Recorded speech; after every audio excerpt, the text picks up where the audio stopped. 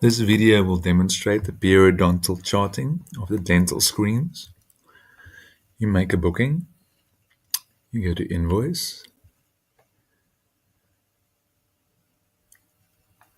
you click on the Periodontal Chart tab. You will see here there's two views. Here's the first and the second quadrant on the maxilla jaw, and the mandibular shows the other quadrants. Then every tooth, under their tooth number, there is a menu. So I can add a note with an image,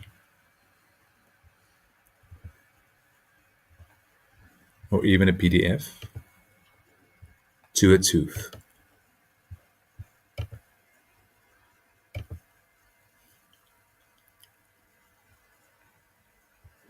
It will show with this icon, and you can view it here by the date. Then you can indicate plaque levels of tooth on the different sides, also for bleeding. And then you can input the different observations, like the Caucasian lesion. And these are all values from 0 to 9 for all of these observations.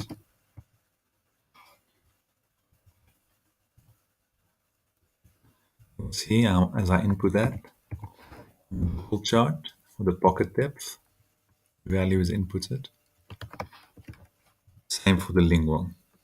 And it goes for every tooth, the same field you can set up.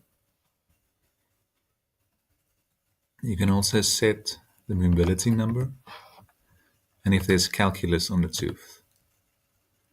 Also see the charting is available for recession on the buccal and the lingual. On the menu you can also mark a teeth as missing, as with a gap, or as missing without a gap. You can indicate if a tooth has a gold crown, if it has a porcelain crown, if it has an implant. And then if applicable, you can change the tooth to its primary tooth, which is also update its number. Save this. Then, if you make a future booking for the same patient and go back to the periodontal chart tab, you will see here periodontal history. You can view the chart again. So this demonstrates what you did last time.